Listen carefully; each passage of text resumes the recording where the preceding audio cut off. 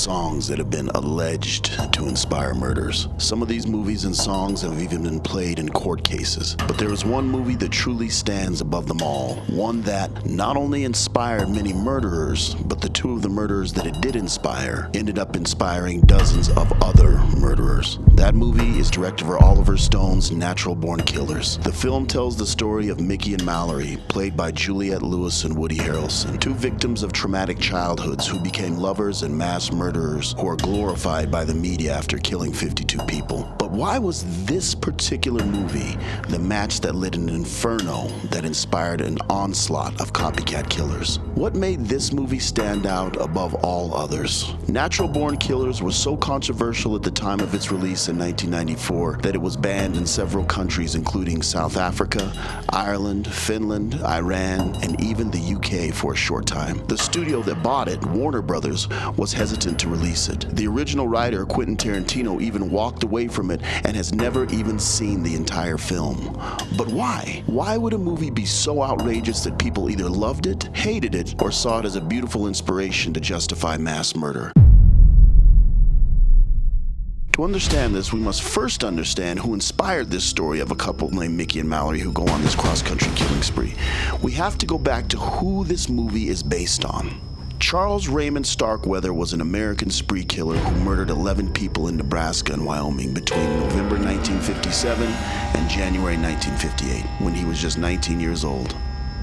He killed 10 of his victims in just 8 days between January 21st and January 29th, 1958, the date of his arrest. During his spree in 1958, Starkweather was accompanied by his 14-year-old girlfriend, Carol Ann Fugate. 3 of the people Charles killed were Carol's own family: her stepfather, her mother, and her 2-year-old sister. Both Starkweather and Fugate were convicted on charges for their parts in the homicides. Starkweather was sentenced to death and executed 17 months after the events. Fugate served 17 years in prison, gaining release in 1976. Starkweather's execution by electric chair in 1959 was the last execution in Nebraska until 1994. It became one of the crime scandals that reached national prominence. Charles Starkweather used guns, knives, and his bare hands on his victims.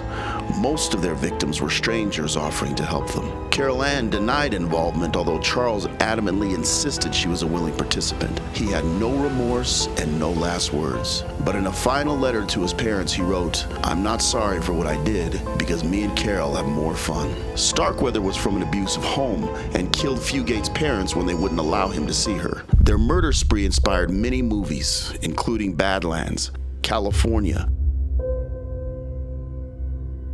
Murder in the Heartland, The Sadist, Wild at Heart, Gun Crazy, Stark Raving Mad. But who it really influenced was a video store clerk. Quentin Tarantino and his friend Roger Avery first wrote a long, drawn-out script based on the Starkweather murders called True Romance. True Romance eventually became the film with Christian Slater, Gary Oldman, Val Kilmer, and Patricia Arquette. Tarantino then dug deeper into the True Romance script and turned a dream sequence into another script, Natural Born Killers. However, Natural Born Killers was tossed aside so Tarantino could work on another script he was thinking about called Reservoir Dogs. After Reservoir Dogs became a success, Tarantino eventually got the Natural Born Killers script into the hands of producer Tom Mount, who had produced films such as Bull Durham and Tequila Sunrise. Tom was at a dinner party with Oliver Stone and bragged about the script. Stone asked to read the script and decided he wanted to direct it. There was only one problem. Stone didn't like Tarantino's version. Stone wanted a love story between the two characters. In comes David Veloz. David Veloz was an unknown writer who was asked by Stone's team to rewrite the script. Veloz was a devout Mormon who had recently told his wife he was going to quit writing and move out of Los Angeles. Veloz would later tell the Los Angeles Times that 10% of his earnings from writing Natural Born Killers went toward paying his tithing. The new rewrites didn't go over well with Tarantino. What about Natural Born Killers did you not like that Oliver Stone did with it? Because you wrote that, right? Yeah. Well, basically that he rewrote my script. That's first, foremost, and kind of, you can stop right there. Yeah, that's pretty big. Yeah. It's a pretty big problem. I mean, my whole thing about it is, like, I know people, screenwriters in Hollywood, they rewrite them all the time, and that happens all the time. Not to me. So the minute it happened, I was like, you know what? I ain't gonna play this game. He didn't have a right to do it. I would rather he stole it. Right. I'd rather he had stole what he won from it, just so my name wouldn't be associated with it. Was there a part of it that you hated that he did, like the Yeah, well, okay, there's one part. Okay, I've never sat down and watched the movie from beginning to end. All right, I went to the theaters once to see it, and then the scene that I'm gonna say was so bad that I had to leave. Since then, I've like seen little bits of it on cable or something, but it was that horrible sitcom I Love Mallory with Rodney Dangerfield. And the way it was is like, you know, I created these characters and it kept a lot of my stuff. Basically the funny stuff that's still in the movie is my stuff. But the thing is, I had top position on screenplay, and I would have got lots of money because that's where you get all the big royalties and all that stuff. For fear anybody would think I wrote that crap, I said, take my name off the screenplay, all right? I'll get story by because I came up with the name Mickey and Mallory. I gave up money for integrity because I just didn't want anyone to think I wrote that. You didn't see, I like that scene. You didn't like that scene? I hated that scene. But here's the deal about that, though. All right? It's not that, like, if you like that movie, you're an idiot. Like, a lot of people like that movie. Stone pressed on with his vision of the film, and Tarantino washed his hands clean of the project. He was later given a story credit. Stone made the film knowing he was pushing the artistic boundaries. He knew the excessive and senseless violence, coupled by America's sensationalism of violence, would turn audiences off. But he also knew it would garner a new audience. But what was America like in 1994 that would make a movie like this feel so controversial? By 1994, America was starting to have a deep flirtation with true crime. The television show Cops had aired in 1989. It was a TV show where a live camera crew followed around cops in various American cities. Sensationalized media coverage was beginning to take a foothold. CNN began a 24-hour news cycle.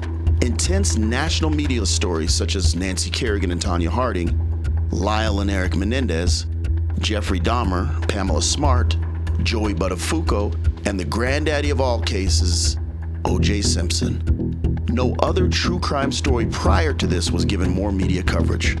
True crime became a 24-hour obsession. Cameras were in the courtrooms with around-the-clock footage of O.J. Witnesses in the trial became celebrities. The lawyers became famous. Hell, even the judge became a household name. The verdict in the O.J. case became an international moment. Screens throughout the country broadcast the verdict. O.J. became a hero to some, but a murderer to most. The O.J. case transformed the scale of the public craving for true crime. No longer were murderers and criminals seen as public enemies. The media began to glorify and sensationalize the criminals and obsess over true crime stories. Stone, like everyone, saw this shift. Natural-born killers became satire for the nation's obsession with this new trend. A couple going on a killing spree for the sake of getting famous didn't seem like that ridiculous of an idea. Everything. A woman cut off a man's penis and was publicized for it and acquitted. Two boys killed their parents in cold blood and admitted it and got away with it based on a child abuse.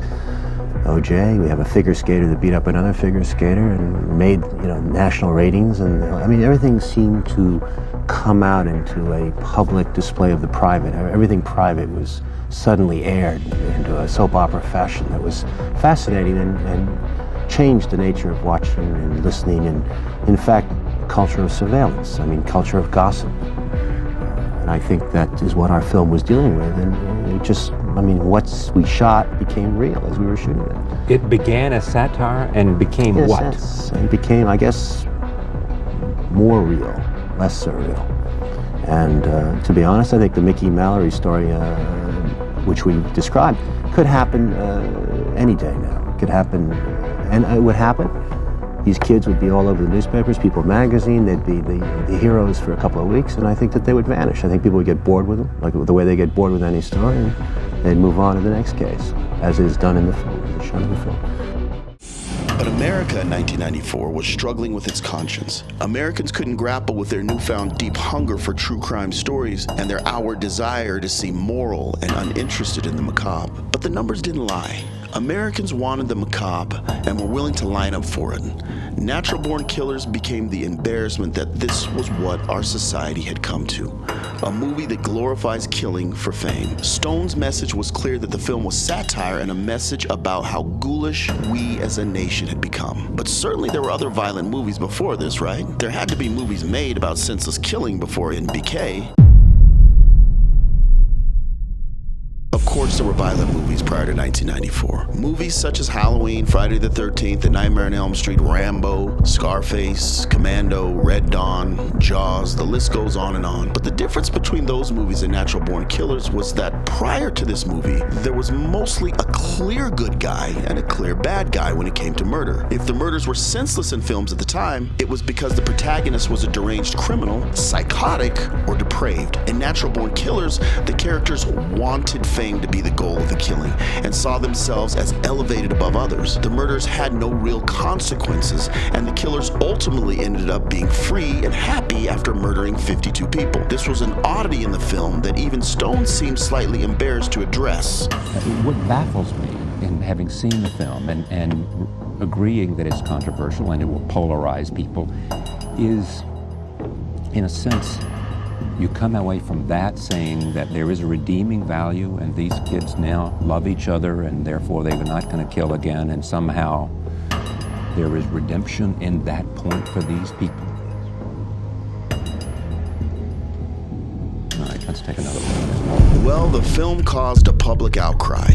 People began realizing that gone were the days of the Flower Child, Motown, Michael Jackson, hippies, protests, breakdancing, or even the Goonies. Gone were the days of being famous for being talented at something. We had now entered a new era where fame was now being sought after through crime. Even politicians felt this shift and used the violence in the film to address this emerging trend. When Hollywood's dream factories turn out nightmares of depravity, you know what I mean. I mean natural-born killers, true romance, films that revel in the mindless violence and loveless sex. I'm talking about groups like Cannibal Corpse, Ghetto Boys, and Two Live Crew. About a culture, business that makes money from music. But let me be clear. Let me be very clear. I'm not suggesting that our growing social problems are entirely Hollywood's fault. They are not. People are responsible for their actions. Movies and music do not make children into murderers. But a numbing exposure to graphic violence and immorality does steal away innocence, smothering our instinct for outrage. And I think we've reached a point where our popular culture threatens to undermine our character as a nation.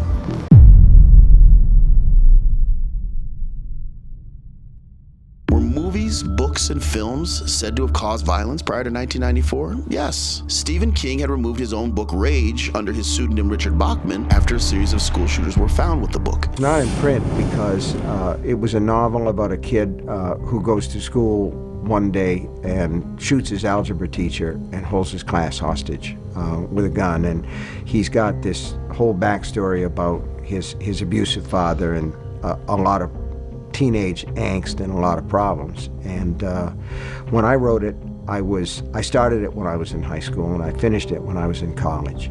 And I published it under the Bachman pen name, and it didn't garner a lot of attention. It was certainly never a bestseller. But it was found in the effects of several different kids, well, I won't say several, but two at least, kids who were involved with school shootings. One of them, thank God, nobody was hurt or killed. The kid just surrendered. But with the other one, there were deaths and there were injuries, and that was enough for me. I don't think that books or movies are ever the cause of this sort of violence. And I don't think that's true of video games either. I think that of all the kids who play these things, somewhere among them are kids upon whom a certain violent scenario will act as an accelerant or give them a path that they might not have figured out on their own, and they'll do something that's violent. I think in most cases, if they don't find that book or that movie that they want to act out, that they will do something else.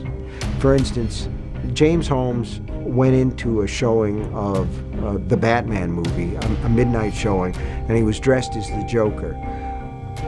If that movie doesn't exist, does that mean James Holmes lives a perfectly normal, constructive life? The answer, I think, is no. He finds another outlet, some other trigger that causes the violence, but the violence is part of that person's character. The trick is to find these people before they do it, but I didn't want rage to be one of those accelerants, so I pulled the book. Mm-hmm. Even though you didn't think it caused it, you felt you didn't want the book to be there. I felt that it was a part that became a part of a fantasy scenario with these people, and I didn't want it to happen with anybody else. So it was not gun control, it was book control in this case. And I think there are a lot of gun control, a lot of pro-gun people like Wayne LaPierre who could take a lesson from that and show a little more responsibility. I have no patience with people of the LaPierre stripe who say the deaths of innocent children or the deaths of unarmed bystanders is just part of the price we pay for our Second Amendment freedom. Several movies, including Friday the 13th, Halloween, and even a Tupac song was blamed for murder. NWA, Ice-T, Too Short, 2 Live Crew had all pushed the boundaries of explicit language, sex, and glorification of street violence. Heavy metal was a popular music in the 80s as well, and it also had messages and lyrics about misogyny, decadence, sex, and murder.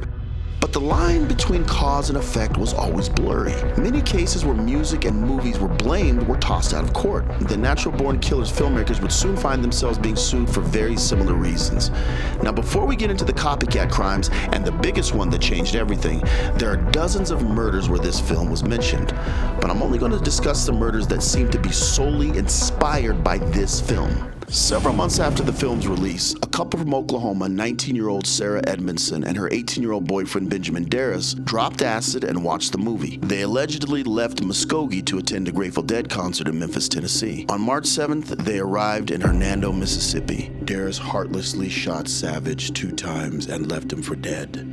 They then traveled to Louisiana where Edmondson shot Patsy Byers, a convenience store cashier. Byers survived the attack but was left quadriplegic. Savage had actually been a friend of best-selling author John Grisham, who publicly accused Oliver Stone of being irresponsible in making the film, stating that filmmakers should be held accountable for their work when it incites viewers to commit violent acts. Grisham, the prolific and wealthy author of legal thrillers, lambasted the movie in an essay in the Oxford American, the literary journal he financially backed. Quote, "Think of a movie as a product, something created and brought to market, not too dissimilar from Ford Pintos."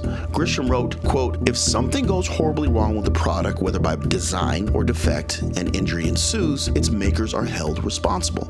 End quote. In a subsequent lawsuit brought against Warner Brothers and Stone by the convenience store clerk, the U.S. Supreme Court declined to hear the case and it was ultimately dismissed.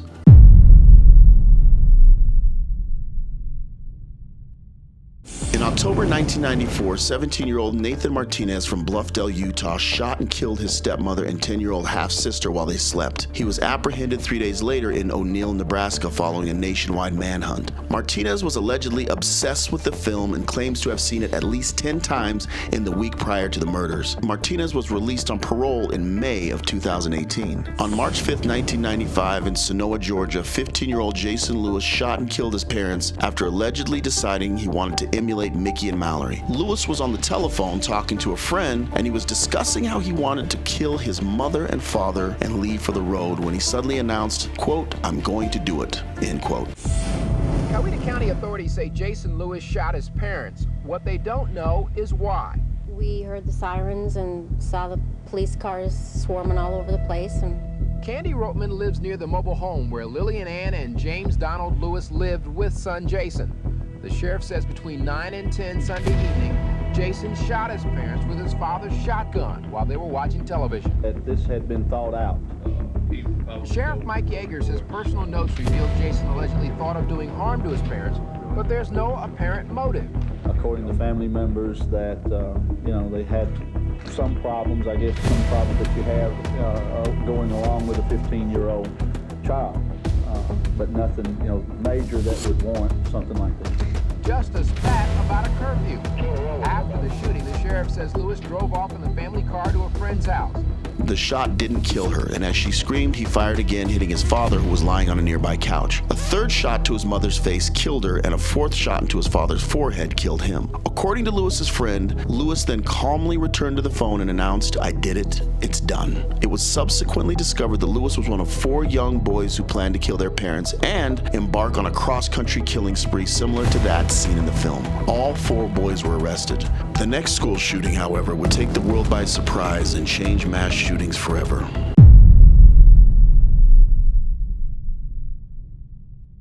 On April 20th, 1999, students Eric Harris and Dylan Klebold murdered 12 students and 1 teacher at Columbine High School in Littleton, Colorado. The massacre ended with both perpetrators committing suicide. Both Harris and Klebold were fans of natural-born killers. Prior to the massacre, they had used the initials NBK as their code. In a journal entry dated April 10th, 1998, Harris wrote, "When I go NBK and people say things like, 'Oh, it was so tragic,' or 'Oh, he is so crazy,' or 'It was so bloody,' just because your mommy and daddy told you blood and violence is bad, you think it's a fucking law of nature. Wrong. Only science and math are true. Everything, and I mean every fucking thing else, is man-made. Before I leave this worthless place, I will kill whoever I deem unfit for anything at all, especially life." Harris also referred to April 20 as the holy April morning of NBK. The planning for the massacres took at least 2 years. The intricacy that went into the plans were detailed and precise. The original goal was to set 2 propane bombs in the Columbine cafeteria and kill survivors who came running out after the bombs exploded.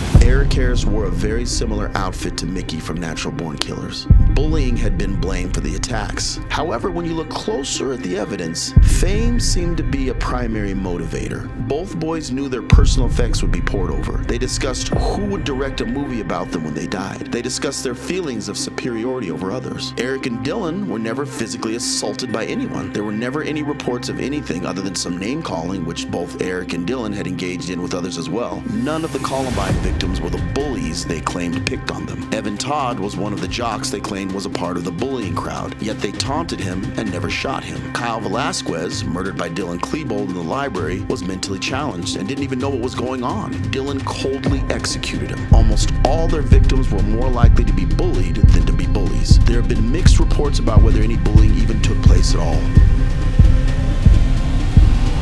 Dave Cullen, who did an extensive research on the shooting and wrote the book Columbine, adamantly claimed bullying was not a factor at all. So why did they do it? Eric left a journal entry stating that there was nothing to blame. Eric and Dylan were both amateur filmmakers. Their obsession with the film Natural Born Killers perhaps created a justification for the brewing dissatisfaction with their own lives. Mickey and Mallory were the heroes for killing others, not the victims. But after Stephen King banned his book Rage, he gave a unique perspective about what some ideas in the wrong hands can do to others. I don't think that books or movies are ever the cause of this sort of violence. And I don't think that's true of video games either. I think that of all the kids who play these things, somewhere among them are kids upon whom a certain violent scenario will act as an accelerant or give them a path that they might not have figured out on their own, and they'll do something that's violent.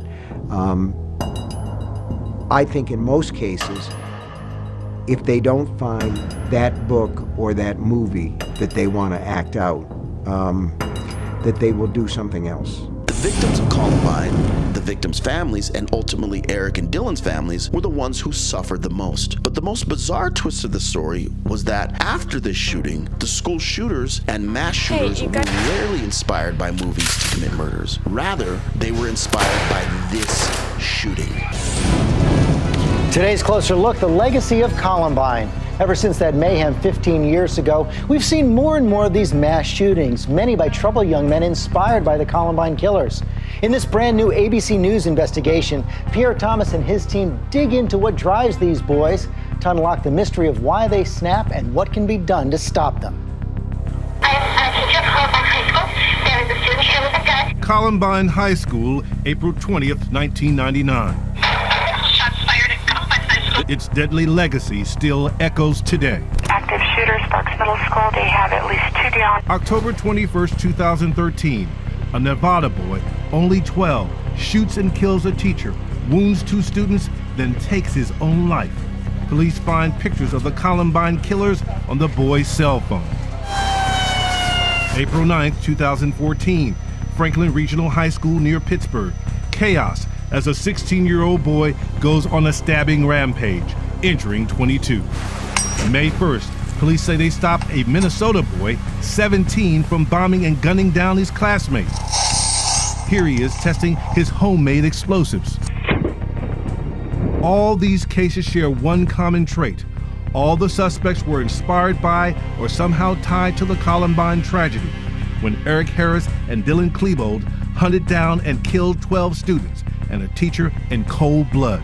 ABC News identified 17 school attacks and 37 serious threats linked to Columbine since the massacre, among them the slaughters of Virginia Tech and Newtown. At least 10 of the cases came in the last year alone, as this disturbing phenomenon seems to be intensifying. In Pasadena, California, at the start of this school year, 2 students accused of planning another school massacre. They just wanted to kill as many people as possible. A 3-month ABC News investigation spanning the country uncovered chilling evidence, video diaries, journals, police interrogations where the Columbine killers often emerged. Here's that Minnesota suspect talking to police in May. My number 1 idol is Eric Harris.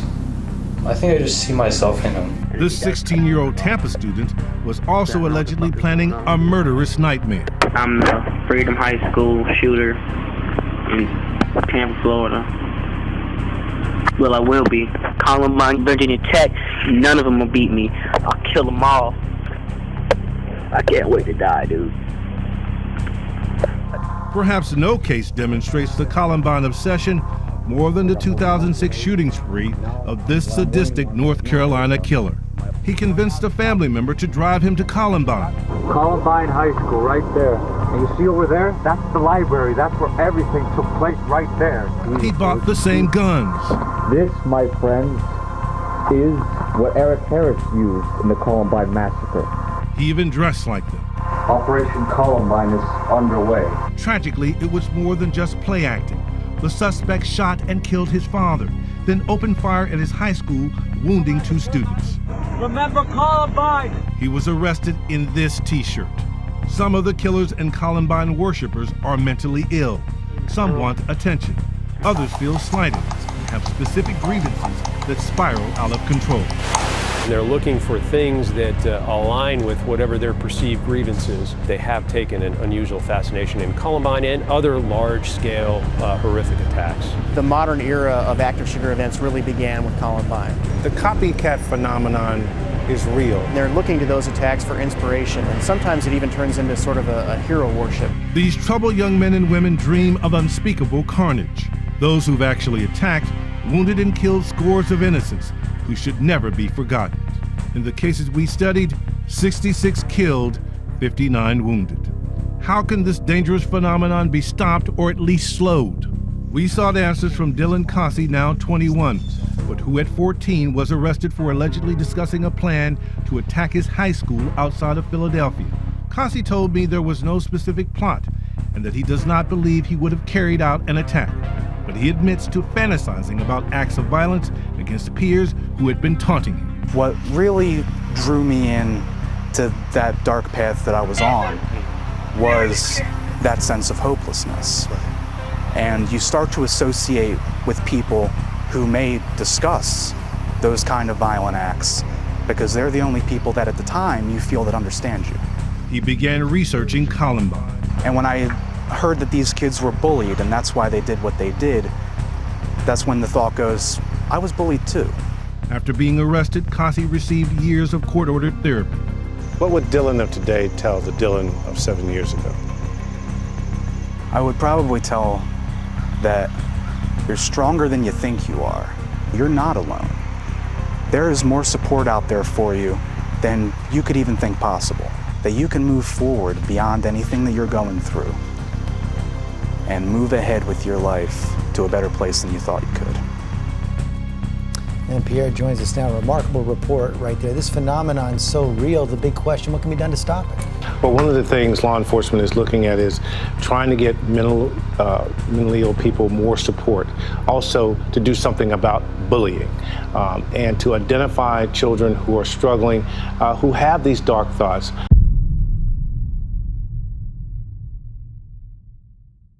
So was natural-born killers to blame for the shooting? What is now referred to as the basement tapes, which is a series of videotapes made by Eric and Dylan, create a clear picture of their motives. The psychology in both of the shooters' minds is very prominent. Fame and notoriety. Yes, there are multiple other reasons they touch upon in their diaries and the basement tapes, but none clearer than their ultimate goal of being glorified. Blowing up a school, killing hundreds, maybe even their friends, hurting their families, all of this indicates a strong need to be notorious and famous. Both shooters express remorse about the reality that their parents and friends would be shocked and hurt. In some cases, they apologize to certain friends at the school who may die, but they both went through with it, hoping they would start a revolution of some sort and become famous. These goals were similar to that of Mickey and Mallory. Yes, Dylan may have been depressed, and yes, Eric may have been psychotic, but the truth of the matter is that regardless, their ultimate goal was not about being psychotic and depressed. Their ultimate goal was to become well known. But copying others is nothing new in history.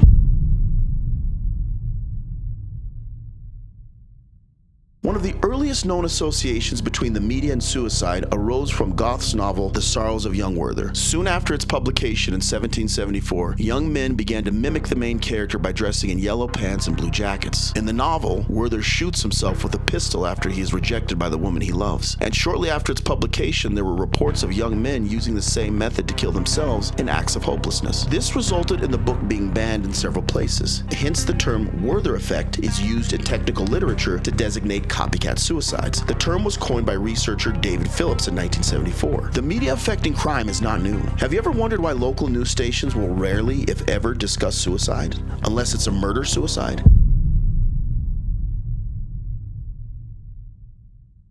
In the 1980s and throughout the history of the media, suicide clusters have been common. In his book, The Copycat Effect, author Loren Coleman explores what he refers to as, quote, suicide clusters, end quote, in communities as far back as the Roman and Greek times. Media and community behavior after news of a suicide or suicides have historically had impacts on further suicides. Does the same effect happen with murder?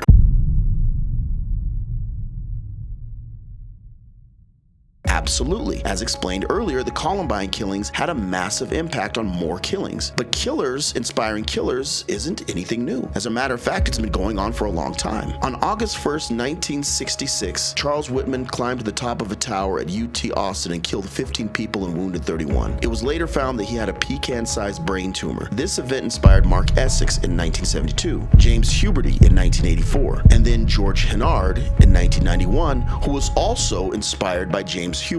He even visited the site of the McDonald's where Huberty committed the slaughter. Most recently, it also inspired Stephen Paddock in 2017, who committed mass murder at Mandalay Bay in Las Vegas, and many, many others. But could a movie cause a person to behave in a certain way?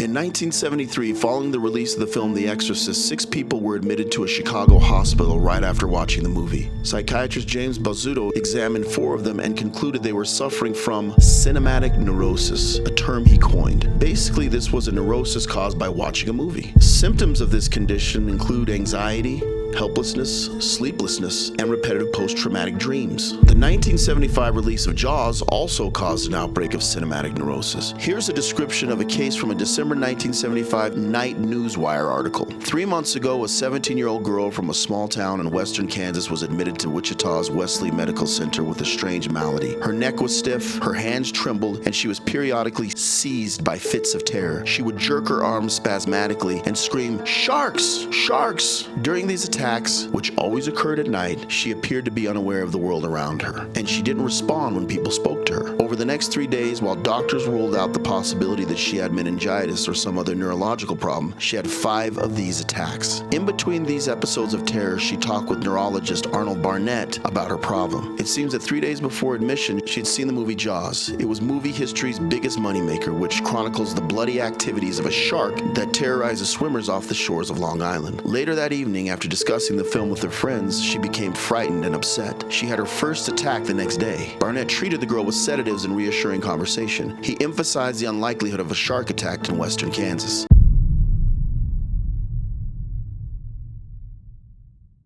These are just two examples of many. Media can have an effect on those who consume it, both positively and negatively. Pais. Police say she was obsessed with the Columbine massacre. Was natural-born killers the reason the Columbine shootings happened? In my opinion, no. I think the primary reason the Columbine happened was to seek notoriety and fame. Two young boys who didn't feel adequate, confident, and talented enough to leave their mark in any other way other than mass murder. Was revenge a factor? Possibly. But if that were the case, why did they rig their cars with explosives or plan on setting bombs around the town? Natural-born killers was another way for two unimaginative people to concoct a plan to achieve notoriety. Eric Harris was so untalented at making bombs that none of the explosives went off except the pipe bombs. Dylan was said to be quiet and nice. Like I said, were they depressed and suicidal? Sure. What teenager usually isn't, though? A lot are, and they don't go on to kill their classmates. But in the end, Eric Harris and Dylan Klebold butchered children, despite being young themselves. Children who did nothing to them. They devastated their families' lives, they inspired over 70 other mass murders, and stacked up body counts while in their graves. And for what? Because they perceived they weren't enough in their own minds and felt like the road to glory was destruction through murder. It could be argued that natural-born killers caused this, but millions of people watched natural-born killers and didn't kill anyone after. I was one of them. I thought it was a little disturbing, I thought it was unique, and then I went about my life. I've watched Goodfellas at least 100 times, but never became a mobster or killed anyone. So what made the Columbine shooting so unique was that these two suburban kids made a pact to kill their classmates, planned it, went through with it, and both killed themselves. What people didn't realize was you had two kids, Eric and Dylan, who sat together, reinforcing each other's crooked, weird thoughts. No one challenged them until they stupidly acted on their plan. They ambushed unarmed strangers who had no gripe with either of them so they could attain infamy.